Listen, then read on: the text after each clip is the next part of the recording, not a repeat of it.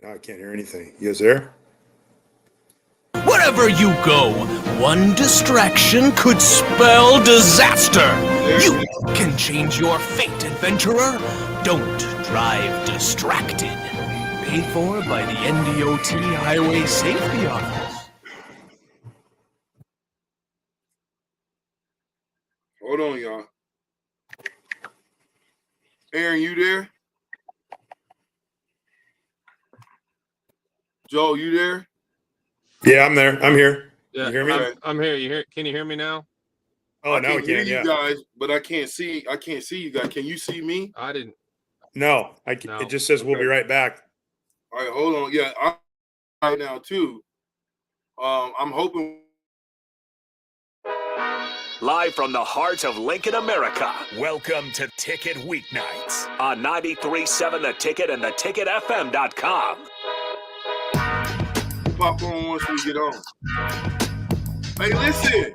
Oh, there he is. I got Joe. Where's Aaron?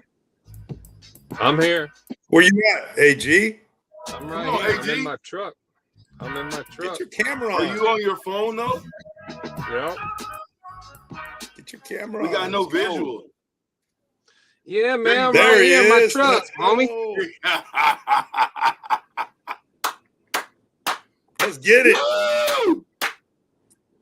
Hey, the power of technology. You ever thought 30 years ago we'd be on in different places together? Pretty Exactly, cool. VJ. Love it. All right, AG, turn up a little bit, because we can't really hear you. You down a little bit. Turn your volume up just so here. All right. Can you hear me now? Yeah, it sounds better. Joe, you talk. What's up? What's up? What's up? Pipeline. The original All right, Pipeline's cool. in the house. All right, cool. So listen, this is I do a podcast every Monday, and it's like none other because I get to talk about whatever I want to. And the name of it is Welcome Folks to the Heart of a Husker. So open the show, I've got 2 of the 5, really 6 pipeline, the original pipeline nerds. And so I want to start with you, Joel, and then I want to go to Aaron. What does it mean to have a heart of a Husker? Hey, it's what we've talked about for 30 years. Everything we do, we try to dominate. From warm-ups to practice to everything we've done since then in our careers and everything. We always, whenever we talk, it's always like better be dominating every day. It's the mindset we've had for 30 years. AG, same question. What do you got, AG? No, I agree. I mean, when you say heart of a Husker, I mean, maybe what our interpretation of that's a little different than everybody who's there today. I mean, I don't know. I mean, for me personally, it's everything just is circled around Coach Osborne. I mean, what he taught us and how he taught us to compete and prepare. And I mean, he was truly the heart of our program. So that's the way I feel. I mean, to add to that, I mean, heart of a Husker makes me think of, I mean, I got a picture of me in the crib, man, with a Husker onesie on. I mean, I've been a Husker my whole life. That's all I wanted to do ever since my dad took me to the Oklahoma game when I was like 9 years old. We beat Oklahoma and they tore down the goalposts, and I'm like, this is the ultimate, man. I want to do this. So it's been something. I've been a Husker my whole life. I mean, my dad played there, and it's been always. It was just a dream come true to play there and to be, the best O-line to ever play there and to win a national championship. I mean, you couldn't write a better story. AG, you coming from Texas, I always ask that. You come from Texas. Joe, where are you from exactly? I went to high school at Hastings, Nebraska. So you straight from Osborne land. Oh yeah. Thick and thick. But Aaron, you coming from Texas, what was your idea of what Nebraska was? Were you a Nebraska fan before you got recruited? I was, and mainly because my buddy who lived down the street from me, Mark Petit, he was our high school quarterback. We grew up together. He had the triplets poster on his wall in the bedroom in Denton, Texas. And I just remember going over to his house, and his dad was one of our football coaches, and seeing, Irving Fryer and Mike Rozier, Turner Gill, Turner Gill, baby. and looking up to those guys. Yeah. And it was like, so, I didn't know much about Nebraska. I just knew they were good. They were good every year, and they were a top program.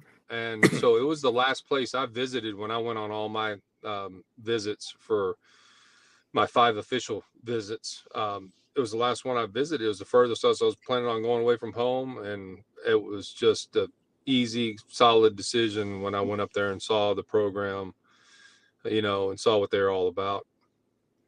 Okay, so let's. Man, I remember. Hey, when they lost the Orange Bowl, the triplets, dude, I was devastated for weeks, bro. I cried after that game. I'll never forget it, man. Diehard Husker fan. I mean, we were. Are you guys in the same class? No, I'm a year older. No. Okay, so tell me how, from the time that you came in, Joel, since you're older, and then Aaron, you can chime in. But tell me how it formulated into you 5 guys, the pipeline. Well, Zach and Brendan and Rob came in. They were, highly decorated guys, full scholarship guys, and I was a walk-on. So those guys played on the scout team and kind of already had a name for themselves, and everybody kind of knew they were going to be good players when they were, going against the black shirts and doing well and everything. And I was on the freshman team my first year, and I remember my plan was, man, there's so many guys here, I got to stand out somehow. I've told this story 100 times, but it's just, I wanted to make sure that Coach Tenneper at least knew my name, so I was fighting all the time, just so even if he yelled at me, Wilkes, goddamn it, just yelling at me, whatever, he knew who I was, and he, would know I was tough, and just, I just wanted to do anything I could to stand out, just so I could kind of get into that group, and then those guys are big time in the weight room too, so I was like, man, I want to lift with the strongest guy on the team, Brendan Stye, man. So I just hooked up with him, and whatever he did, I was trying to follow his, because he came in benching like 400 something as a 18-year-old. Keyword was try. Yeah, exactly. I never got there, but hey, I'm not gonna. Yeah, I mean, I'm gonna. In squat, you did. Right? You did in squat. Yeah, no, I was squat. But anyway, I was trying to get with those guys, and then when Aaron came in, he was, again, a highly decorated guy. So I'm like, I got to do something to get myself in with these guys. And for me, it was just showing my toughness and just grinding in the weight room with those guys, and we just kind of developed this brotherhood and this bond. And we all had the same mentality too. Like, we're just all alpha dogs. We all had the mentality we want to dominate and just beat people up and fight. And so the guys who didn't have that mentality just kind of, weren't there. They kind of faded off, and we just kind of formed this brotherhood because we all had that similar mentality. Aaron, where did it come from though? How did you guys come up with this pipeline? Because I thought this was a Nebraska thing. I thought Nebraska said, hey, these guys are our pipeline. No, we were doing curls in the weight room, and Brendan threw it out there. We were just BSing in the weight room and came up with it. We got to name ourselves. We got to have a brand or something. And Brendan's like, the pipeline. So we came up with it on our own while we were doing curls in the weight room, and then it just took off. But we came up with the whole thing. We came up with the name, and that's why we're calling ourselves the original pipeline. AG, you the youngest of the group?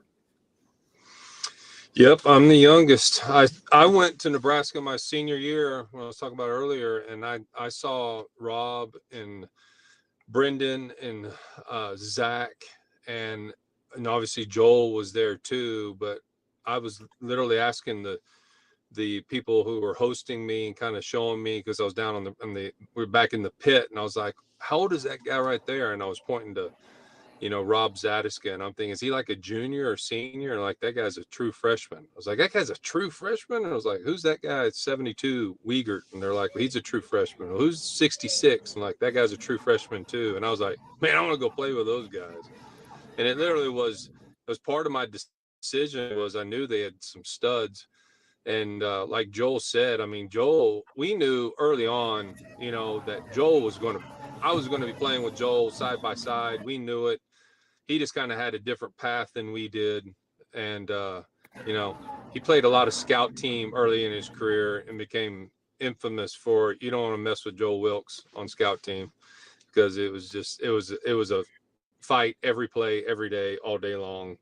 And some anger issues all the way to the top. Yeah. I had some issues, man.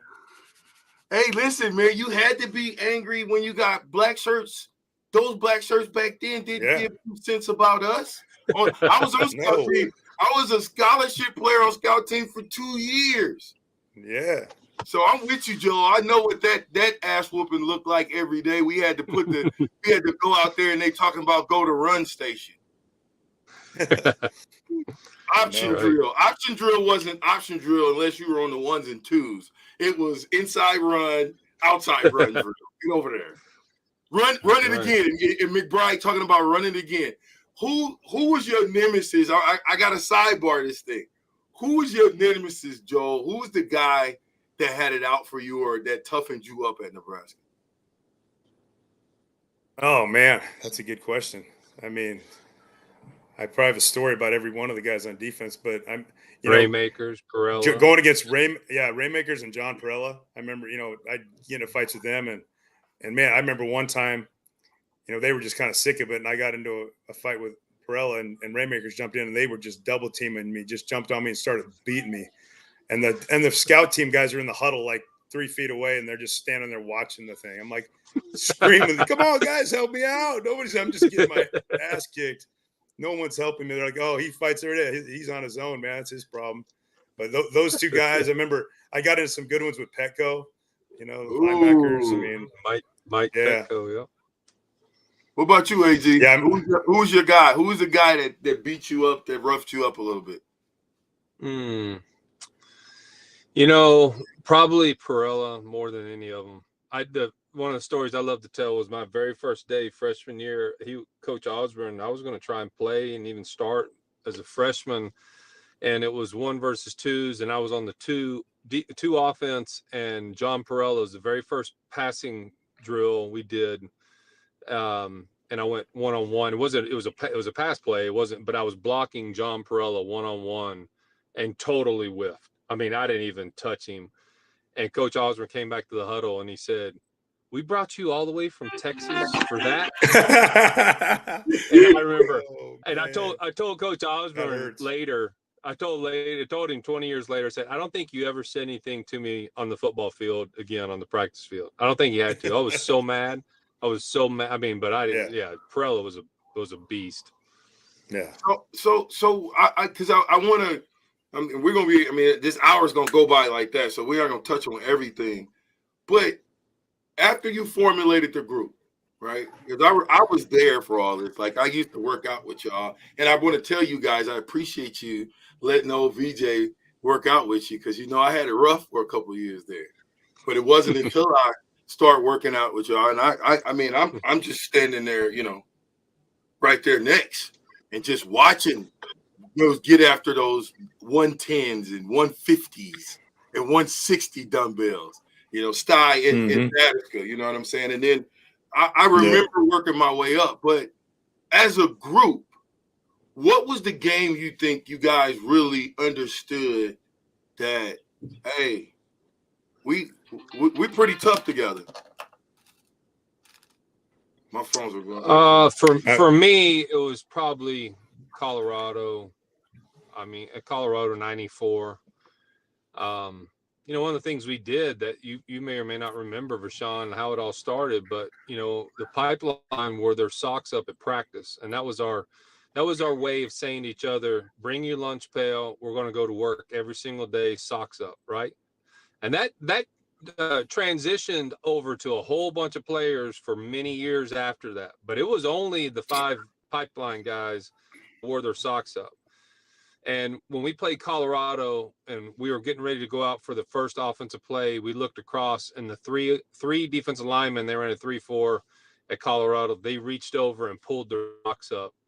And it was just kind of like, that was the most, man, like we're getting ready to go to war feeling ever. And the intensity was just so hyped up, man.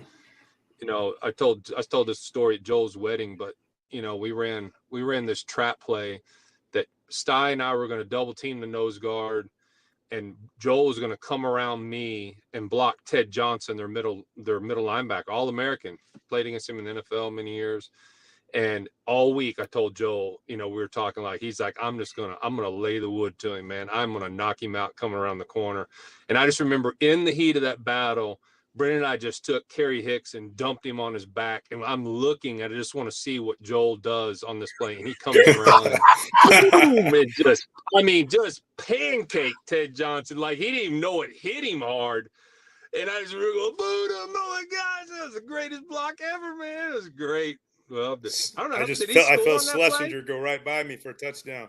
Yeah, he scored. Yeah, was it a touchdown? Went right by me for a touchdown. Hey, how much you in this day in this football game, I watch offensive linemen all the time. You know what I mean? Because I felt like I was an extension of you guys playing tight end at Nebraska, because 95% of the time I was going to be blocking. But how much did you guys talk about the game during the game? The game during. Yeah, I'm saying, okay, if Warren Sapp is if they're running stunts, if you guys, how much you guys communicating like between plays, and then say go. I know we're communicating on the sideline, but I'm just talking about amongst you guys, amongst your five guys, aside from coach saying, hey, what are they doing out there? Are they running this? Are they running that? How much did you guys talk? Honestly, I don't think we really didn't a lot, Rashawn. And the reason why is because we had played together enough, and we knew what each other were doing, that there were supposed to be line calls every single play, right? And there's line calls that I'm making, but I felt like I was just talking to the air because they already knew what they were doing, right? It was just verification and, just a reminder of what we're going to do. But it was more intensity than it was like, man, what are they doing there? We got to do this, whatever. The mentality was, if you came back to the huddle, it's kind of like, did you pancake your guy or not? Because that's all we're talking about. It wasn't like we were worried about what they were doing. It was like, and it's Uyghur definitely talked more than any of us, but I think it was more just the level of play. It didn't matter what they were doing. It really didn't matter what the defense was doing. It was just how bad we were going to whip them. That's all we wanted. Yeah, Rob and I didn't make any line calls. We'd been playing with each other for that whole time and just knew what the other person was going to do. We didn't. During the game, it wasn't much about like, do this. It was all, like he said, motivation. It's like, let's go, and dominate. Or, Aaron would, when we'd be bend down in the huddle with our socks up, Aaron would grab your calf and we'd get the calf grab. That was like, when he did that, it was like, oh, it's time to go, man. Crank it up another notch. Yeah. Just little things like that. It was all about motivation and like just kicking people's ass and knocking them on their ass. It wasn't like assignment stuff. We had that all that stuff down. We didn't even have to make calls. So it was all just making sure every play we're just bringing it. It was never really about the nerves. It really is just so fun to play that way because we knew we'd put the work in, right? And it almost sounds cliche, but we'd put the work in. Nobody outworked us. Nobody prepared harder. We were ready to play, and game day was just the day to be able to show it off, to like just let it all loose. Well, Coach Temper taught us to play that way. Coach Temper taught us to play that way too. Well, I ain't gonna lie to you. I'm gonna make a confession on the Heart of a Husker. I want to give a special shout out to Eric Anderson, because I tell you right now, if that joker wasn't making the calls for me, I don't know where I'd be going. The doubles, the 8 combos, VJ. He would say to me sometimes, like, you know what I'm saying, VJ, you got go straight up. You know what I mean? Mm-hmm. This is 95, so Aaron, you were still there in 95. Mm-hmm. Remember, we had a tight end shorty. And I ain't just talking about me at 6 foot. I'm talking about there was, you had Gilman, you had Carpenter, you had Sheldon Jackson, who was a redshirt freshman, and then you had me, who proven that I could block these crazy dudes because I blocked Dante Jones and Dwayne and Trev in practice on scout team. Yeah. And Buddha. Yeah. I'm like you. I took one ass kicking from Christian Peter One. So you like CP. this one. Yeah, you like this one, Graham. We ran a wham play. This is when I was playing fullback, where you let him go. And I came and I cut the you know what out of him. And before I got up, he absolutely beat me all the way back down. But after practice though, the one thing I always just respect in Christian Peter and in you guys, he came up to me and he said, "Don't ever get beat up like that again." I fought every day after that. I was like you, Joe. Like I would have loved to have been down there with you. Did you ever? One time I got into it with Christian during practice, and T.O. sent us up in the stadium and run the stadium steps. You ever have to do that?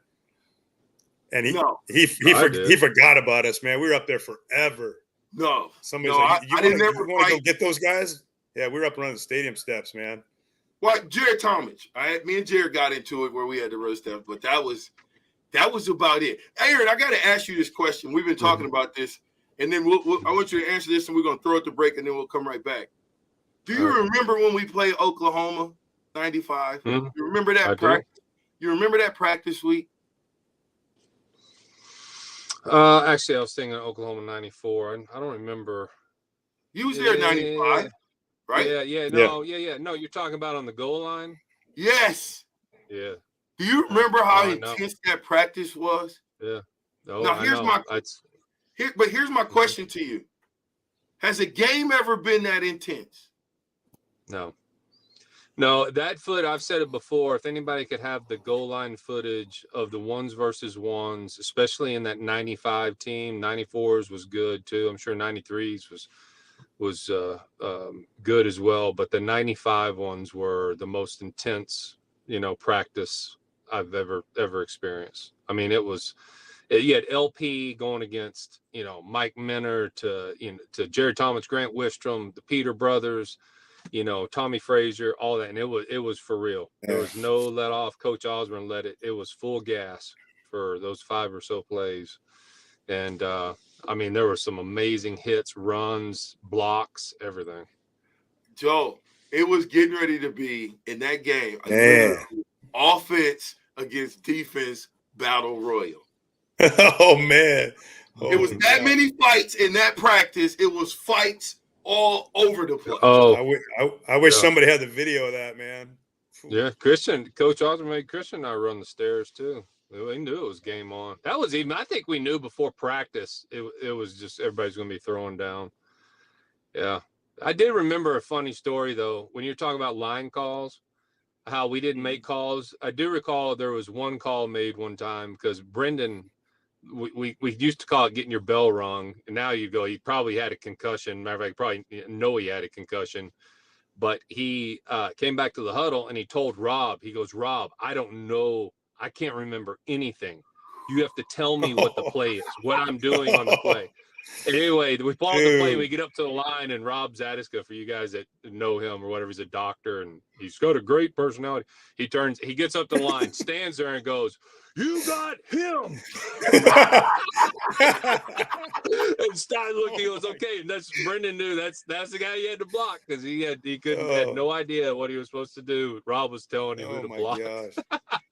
Oh my goodness. Hey, listen, Heart of a Husker is on its way. Fastest hour in radio. I got my man Big Joe Buddha Wilkes and Aaron, All-American boy, Graham. We'll be right back.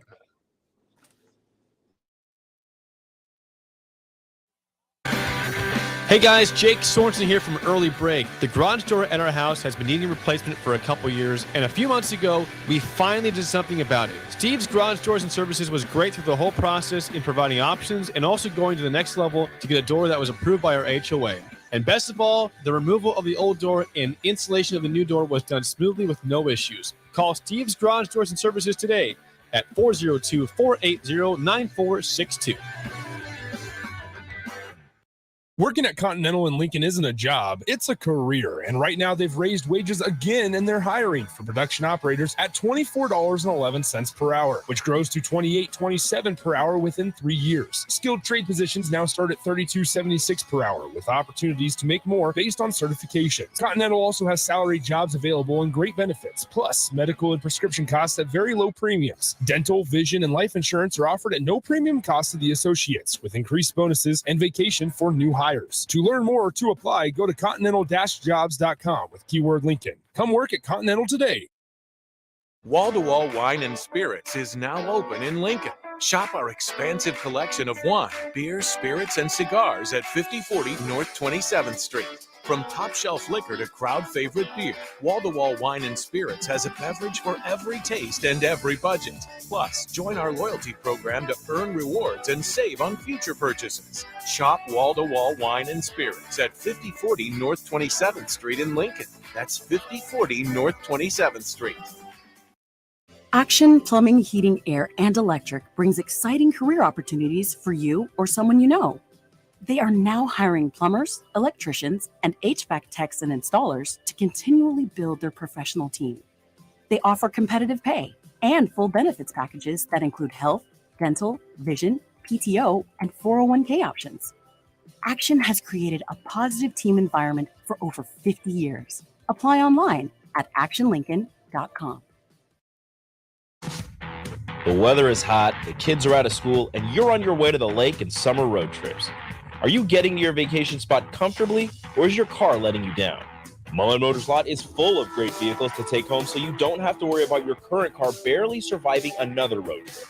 Come check out their lot just north of 48th and Layton and find your next ride for summer road trips and beyond. Mullen Motors. No tag-ons, just quality vehicles. Mullen Motors. If you're in Lincoln, Waverly, or the surrounding area, listen up. Select Plumbing gets it right the first time on a variety of issues for your home and business, including general plumbing, water heaters, faucet and fixture repair, underground sewer and water repairs, backflow testing, and more. Keep your property free from leaks and other issues. Call today for a free estimate at 402-560-6197. Plus, they're hiring service plumbers. If you're in Lincoln, Waverly, or the surrounding area, contact Select Plumbing to inquire at 402-560-6197. Generation V. Opening a new location at 27th and Superior. Generation V. Join us this Saturday during our grand opening sale. Everything is buy one, get one free. Mix and match between Vape, Delta 8, and Kratom, or buy two of your favorites for the price of one. Buy one Elf Bar disposable, get one free. Buy premium THCA flower, get a free glass pipe. You decide what to BOGO this Saturday. Generation V. Don't miss the grand opening sale this Saturday at 27th and Superior in Lincoln. GenerationV.com. E-cigs contain nicotine. Nicotine is an addictive chemical. Sandhills Global is hiring. Check out sandhills.jobs for more information. Sandhills is looking to fill hundreds of new openings in sales, traveling support, software development, web design, and more. Sandhills has a professional culture and is fast-paced with a focus on growth, innovation, and leading-edge technologies. Career and internship opportunities are available at our global headquarters in Lincoln, Nebraska. Apply today at sandhills.jobs. The best way to learn about Southeast Community College is to visit, and you can check out our spaces before you visit in person with a virtual campus tour, an opportunity to see our campuses in Beatrice, Lincoln, and Milford as you learn about our programs and areas of study. There are virtual tours of our learning centers too. We can even take you on a personalized virtual tour. Learn more on our website, southeast.edu/visit SCC. SCC, your path to possible. When you were a kid, clubs were cool. Robotics club or space club and stuff like that. But what do adults get? Book clubs and quilting clubs? No, forget that. How about a margarita club? Get to Upside Bar and Lounge and join the best club in town. 10 flavors of margaritas like Maui Wowie, burnt pineapple, and mango tango. Try all 10 of them and receive your own souvenir margarita glass. Make it your new Monday night tradition. $4 margaritas and $4 taco baskets. Grab the crew and head on over Monday nights or any night. Upside Bar and Lounge at 29th and Pine Lake. Hey guys, Jake Sorensen here from Early Break. The garage door at our house has been needing replacement for a couple years, and a few months ago, we finally did something about it. Steve's Garage Doors and Services was great through the whole process in providing options and also going to the next level to get a door that was approved by our HOA. And best of all, the removal of the old door and installation of the new door was done smoothly with no issues. Call Steve's Garage Doors and Services today at 402-480-9462. Back to the Ticket weeknights on 93.7 The Ticket and theticketfm.com.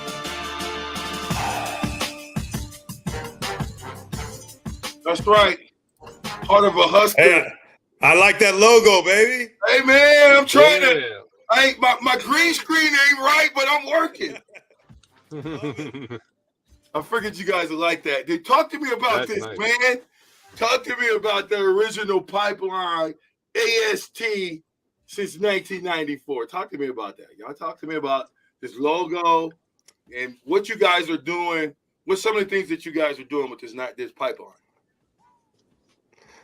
So we, after all these years, we decided we better get organized here. You know, we got the NIL going, all this stuff. Let's get organized. You know, after all this time, and we made an LLC, the five of us, and had this logo designed. And we're gonna have a website up in the next 2 weeks. It'll be done before the event. We're gonna have, and it's gonna be theoriginalpipeline.com. So we're gonna have merch on there. We're gonna have all kinds of stuff on there. We're gonna probably have some podcasts at some point and have all kinds of stuff on there. So check that out in the next couple of weeks.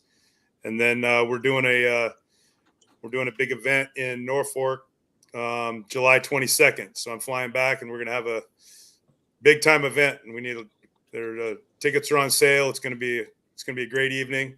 Rashawn's going to be there, all five of us, and it's just going to be a good time. So everybody needs to get tickets to that. We also got check us out on our socials. We got Instagram. We're at the Original Pipeline, and then Twitter at the OG Pipeline. So we're putting stuff on there, and we're just getting organized. We want to, we've been watching this for a long time, and we want to get involved somehow. And this NIL stuff has given us that, platform where maybe we can do some stuff, raise some money, and give back to the university, to O linemen specifically, maybe in a scholarship or help out with NIL in some way to just do our part to keep that tradition going, and to make sure we have, best recruits we can get, best players we can get, so we can win on the field and dominate. G, you want to chime in? Got anything to add, I think you nailed it there. I mean, the big deal is, like Joel said, it's the timing's right for us. We thought about it for a long time with doing something like this, but the NIL really pushed us to take our brand and get it out there. And we're excited to, like Joel said, to potentially give back. This isn't just about us trying to make a buck. This is about trying to create some funds, whether it's going to be an NIL donation or if it's going to be a scholarship. But we want to be able to there's those schools right now, they got big deep pockets in their NIL accounts. It's a struggle. And, if we're going to get the type of linemen that we want to see here, we've all got to try to help and support. And this is one way we can do it, whether we like it or not. That's the way the game has changed. And, I think we'd all agree. We wish, we probably could make a few bucks when we were in college, but that's where it's at. And, if we really, truly want to see Nebraska, have the dominant lines that we just, crave, then I think we got to be willing to kind of dig in and do our part to try to help them. Original Pipeline, July 22nd, to be at Warhorse Gaming Venue. It will be a candid discussion like you have never heard before. You guys done this before previously. You've done one already. I know it was a pretty good turnout. Is this something that, you guys want to go not only around Nebraska, the state of Nebraska, because I think the state needs to see you guys first, but is this something that we want to go around the country and do it? I'd say possibly, but I think you're right with, we want to do this in Nebraska, and, we've never done anything like this before. And, I guess we're still going to wait to see people's reactions. All I know is, when the five of us get together, it's kind of magical in a lot of ways. And, we did a pipeline camp at Nebraska, what's it been, Joel, 2 or 3 years ago. And the 5 of us were in the coach's locker room. And I mean, we must have told stories for 2 hours, and the coaches just sat there and listened. And it was just one after the other. And it was just, we didn't really care. It was just us being able to be together. And so, yeah, we're excited to do that event July 22nd in Norfolk. And it's going to be fun, getting us together and interacting with the crowd, and, some opportunity for people to ask questions and, kind of reminisce a little bit and kind of tell our story. Well, I tell you what, man, I appreciate you guys, and I always say, if you don't have a great offensive line, you don't have a great football team. What is the new pipeline? Because this is what you guys are searching for. You guys are the originators of something super special. What is this new pipeline? When you hand the baton off, when you do, because you haven't handed the baton off yet. Okay, you haven't given it up yet. But what does that new pipeline look like? You want to go, Joel? That's a good question. I mean, I think, being afar, I'm not seeing those guys in practice every day, but I know in my mind, what we need is just kind of like what we had, just 5 really good athletes and guys who are nasty, big, and strong. I mean, you combine all that together, but you got to be an athlete. I mean, like Aaron's told the story about Zach Duncan at 40 some years old. I mean, just athletes, we all played basketball, or we all just could move, we pulled and we could move and run, but we were the strongest guys, and we're the, alphas of the team and wanted to dominate. So you got to have all those things. And I think that's the success. So that's what you need. I agree. The key word you said, Joel, is athlete. And that's the thing that I think is just so important. I mean, all of us, and even the underclassmen, when you look back and you look at, the Aaron Taylors and the Chris Dishmans and the Eric Andersons you mentioned, and the John Zadiskas, and beyond that, Matt Hoskinsons, and the list goes on. They were all athletic, right? And none of them were, they seemed to get a little smaller after our group for a while, but they still were successful because they were athletes and they got to learn, from, I think, the original group, and plus the people before us. It shouldn't all be, we got to remember the guy who was ahead of Brendan Stye didn't start till his junior year. And there's a reason, because there was a pretty good player ahead of him by the name of Will Shields, right? Will Shields is in the Hall of Fame. Yep. I mean, it's like, that's the type of people we had. But Will Shields, was Will Shields strong in the weight room? Not really. Will Shields was an awesome athlete, man, and he was very athletic. And I do think that, Coach Bill Callahan was my offensive line coach with the Oakland Raiders. And Coach Callahan liked big dudes. Not necessarily athletic, and I don't know what you call them, but, when I played with the Raiders, Lincoln Kennedy was 6'9", 375. Mo Collins was 6'7", 375. Frank Middleton was 345. We had big dudes. And when Callahan got there, that's what he recruited, was big, huge, massive bodies for his style of offense. And you can notice that they started to give up some of that athleticism that we were accustomed to. And then it just around that same time, it was the Wisconsins and these other teams, the Ohio States, and we would watch these, even the pipeline on the sidelines, and watching these guys, and they're like, man, they're just a bunch of athletes, on the other side of the ball. It's like, we got to get the athletes. You need the 6'4", 6'5", 6'6", guys that can move. That's the biggest thing, and that are aggressive, and I really think there's somewhere in that line, Vershawn, that's what you'd love. I'd love personally as a fan to see is I'd love to see, some super athletic guys come, to the university and play O-line. Cause it's not that there haven't been good athletes over the last couple of decades. It's just, if you see a picture of us 5 together, and it's really, I hear it a lot, that if you see a picture of us 5 together, especially in our pads or whatever, I really think everybody agrees that we looked athletic, we moved athletically, and that's a big deal. And it still works today. Right. And So that's what I hope to see. Yeah, big, agile, hostile. Just, I mean, you got to be. I just remember you guys just being predators out there on the opposite side of the ball.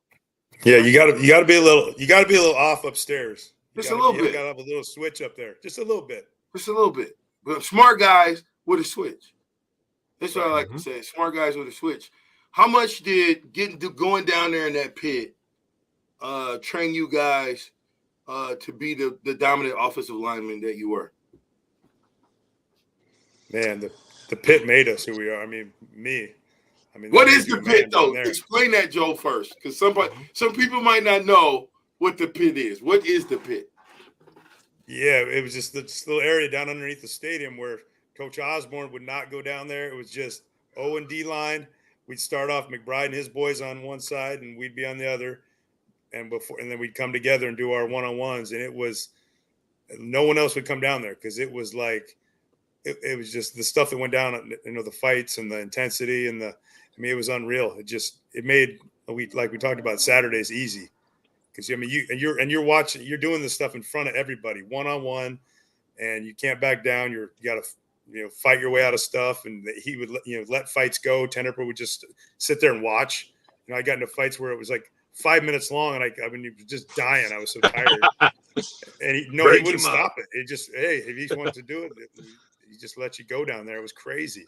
Some of the stuff, I mean, guys getting their helmets pulled off and getting hit over the head with helmets and stuff that just doesn't happen anymore. It's just so old school, but it made you tougher than hell. And you knew on Saturdays, you just had no fear because you experienced everything down to the pit. Give me first of all, let's just plug the event again. July 22nd, Norfolk Warhorse Gaming Venue. The Pipeline, all of them will be there. The 5 original Pipeline: Aaron Graham, Joe Wilkes, Brandon Stye, Zach Weger, and of course, Big Rob Satterskull, the guy with the best, biggest, driest, focus ever. All time. I can't wait. I mean, I think about you guys all the time because I don't know if people just don't believe me, but when I say our football team was not led by defensive backs, running backs, it was led by you guys up front. And if we don't get back to having the big guys be the leaders on the team, I don't know how effective we can become. Yeah, I agree. That's why I always say we were alphas, man. You can't just sit back and let other people lead. You got to, those guys up front got to be running things, in my opinion. You can't have the punter leading the break. I mean, I'm all about having a good punter, but he shouldn't be the one in the middle of the huddle. I've seen videos when he's running the huddle. I'm like, come on now. I mean, we would have yanked his ass back. Get the hell out of here, man. That's what I'm saying. I could not see anybody doing that. What I see in today's game, what I saw in Nebraska, I couldn't. You imagine Tommy Sealer getting in the middle of the huddle and breaking us? No. I'd be like, Seeps, get your ass back. No. Hey, Aaron, you gave some of the most entertaining, informational, straight point, straightforward captain's talks ever. Okay? And if you had an opportunity to speak to this offensive line, what would you say to him? Oh, man. I did. You have talked to him multiple times. Yeah, I did. Yeah.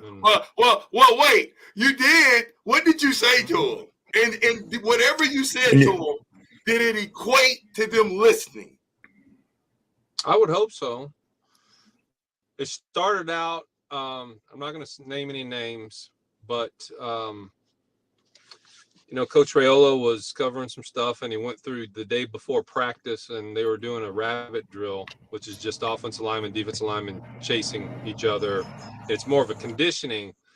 And I was watching in the coaches in their meeting room because I was getting ready to say a few words, And Coach Raiola starts going off on one of the players, asking him if he was quitting on his drill. And I'm watching, and I'm watching, and I'm thinking in my mind, keep moving your feet, don't stop, keep moving.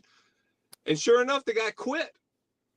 And he's just too tired. He's like, I'm just done. And anyway, Coach Raiola said something like, and with that, Aaron Graham's here to say a few words. And I got up in front of the room, and I was like, and he rolls up the screen, and there's a picture of the 5 of us on the board. And it says the pipeline, and the thing. And I said, I just want to say before I say what I came here to say, that I don't ever remember any of those 5 guys ever quitting on a drill, ever. I'm just saying. And it was kind of the point of going, I don't know what I just saw, but I mean, it was kind of like, what the hell, you quit on the drill? I mean, I can't imagine if we would have quit, we would have beat the crap out of each other, you know? Like, it's just impossible. I mean, and that just kind of goes to show you, it's, you know, maybe it's a different game. It's a different day. Yeah. But can you imagine that happening? Joel, can you imagine if even the underclassmen, we took you're only as strong as the weakest link mentality. That really was true. You could literally be the 5th team center, and you better be a badass. And I don't care, you know what, if you don't, Siri's talking to me. If you don't, if you weren't giving your all and doing absolutely everything and puking your guts and, you know, whatever else, I mean, you know, either got your ass kicked or something happened. You know, it was like, that ain't gonna work. I remember one practice, I had the flu, man, and I was just sicker than a dog. But, you know, I'm not going to skip practice because I'm going to lose my spot. You know, I'm a walk-on guy. I'm not missing practice and having somebody take my spot. So I just sucked it up and went to practice, but I wasn't playing very well and everything. I remember you specifically jumped my ass and you're like, you're going to suck it up. I don't give a shit how sick you are, man. Let's go. And you just wouldn't let me settle to, you know, take it easy or, you know, just wouldn't let me be sick. You said, we're going to play. And you got in my face. So there's no way that you let me quit on a drill or anything. We held each other accountable. We're not afraid to call each other out, and you know, whatever happened on the field stayed on the field. It wasn't like you didn't take anything personal, but you guys would get in your face in a heartbeat. So what if you had an opportunity to speak to this offensive lineman that's coming up year, what would you say to him? I would probably just talk about just playing with passion, just playing with that passion and intensity every play. I mean, that's what I tried to do. Just every play, just play as hard as I can and just have that passion. And that, I mean, I just have that love for our university and wanted to do so well and just play with passion and excitement and intensity, man. You can't go through the motions. Every play has to be as intense as you can be. But like, here's the greatest question that I have, right? Because I still see you guys and I say, shit, we could put an offensive line together right now with these old guys. But because of the intensity that y'all play with, do you think they can find that intensity without really seeing it from you guys? Can they find I can that's tell a good you this. question. Coach Raiola has done nothing but go out of his way to bring, you know, us, have us involved. More importantly, I've seen him play cut-ups of the 94, 95, you know, offenses and the line play and showing how we came off the ball. And he actually did that in a meeting when I went and visited with him last year. And I remember, Joel, if I didn't tell you, they were showing some clips of us coming off the ball. And I just remember going, damn, golly, man. Like, I don't remember moving that fast. Like, I don't remember moving that fast in the pros. You know, it's like, how you came off the ball was the mindset, you know? And I talked to Raiola at the spring game too. And he said that every day he's in their ear, just talking about being intense and kicking ass and just, I mean, just drilling them on that just to make it the culture, how it is. So I think we got the right guy there running the show. I do like Raiola as offensive line coach, and he definitely, like his brother. I mean, Dominic was a great player, but he coaches with passion. He played with passion, and he's doing everything he can to get every ounce of passion out of those guys. And so fans should know that for sure. Yeah, and I hope they realize that you can be a nice guy and a good teammate and all that stuff. Most of that's off the field, but on the field, you got to be a prick, man. I mean, you're not going to try to hurt your teammates, but you got to play with nasty and be a prick, even if you're in practice going against the other side of the ball. It doesn't mean, we get into fights and then you go to the training table and eat dinner together, and it just you leave it on the field. That's how it's got to be. Yeah, I think Coach Osborne did a great job of having all of us on one accord in doing that, and not taking anything that happened on the field and taking it into the locker room or just letting it spill over on the weekends and stuff like that. Hey, how do the fans out there get tickets to our event, man? So we can talk more with these people. Is it Eventbrite? Is that what it is? Yeah, next week we're gonna lay out. We're gonna have you guys hopefully come back next week. We're gonna lay out how they get tickets. It's gonna be by Eventbrite, but we're gonna have it all the way laid out. How you can get tickets at the door if you want to buy tables, who you can contact to get your tables, how you can buy the tables, and then also some of the items that we're gonna have the next time that we come. So next time, Joel, let's make sure we got your posters. So if they want to pre-order posters, they can get those pre-orders. And even if you're not coming to the show in Norfolk, you'll be able to order the posters. We're gonna have them. We'll have that all up on our website in the next couple of weeks, so we can get that going. But it's gonna be a great event. The first one we had sold out in like 3 days, so we're expecting a big crowd, and it's gonna be fun, man. Telling stories and just having a really, really good evening. So hope everybody gets out there. Oh yeah, we're gonna expect a lot of people to come out to see. Let's go. To me, the five greatest offensive linemen assembled together. Mm-hmm. Together, you know what I mean? If you really go back and look at those stats, right? Because I was an innocent bystander in 93 and 94 watching. But if you go back and really look at the run game stats in those 3 to 4 years that you guys played, I don't think there's another era where you led in rushing like that by that many yards. Well, and don't forget, '94 we didn't have Tommy a lot of the year, and we were shorthanded as well in some respects and some of the skills. We ran it up the middle 40 times against Kansas State to win. Against Kansas State, we just ran ISO the whole time. I mean, we're still getting stats. So one of the stories we may talk about on the 22nd was me and Tommy going to University of Clemson 5 or 6 years ago. He had us come talk to the team. And when we were done talking, Brent Venables, the head coach for Oklahoma now, who was Clemson's defensive coordinator at the time, stood up and said, "That was the greatest offensive line I've ever seen." He goes, "They were telling us where they were going to run the ball, and we couldn't do a damn thing about it." And to hear Brent Venables say that, it was pretty cool, just because he's pretty respected, and Brent's a pretty intense guy, right? And just to go, like, if he was an offensive lineman, he would have loved to play at Nebraska, And so there's a lot of respect out there, especially from guys, our age that played with us, against us, coached against us. They remember. They'll never forget. Hey, listen, we brought to you. This is the Heart of a Husker, 93.7 The Ticket, and sponsored by the Pipeline. July 22nd, mark your calendar. Hey, you guys got to come back every Monday into the event. Because let's go. We're just going to drop little tidbits. Now, trust me, a couple of cocktails and those 5 guys, it gets a little crazy right now. We're PG-13. We ain't even PG-13. We're PG. We are PG right now, yo.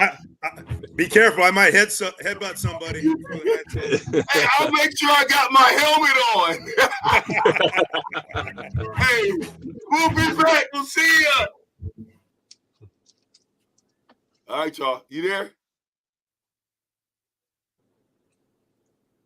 Yeah. Can you hear me?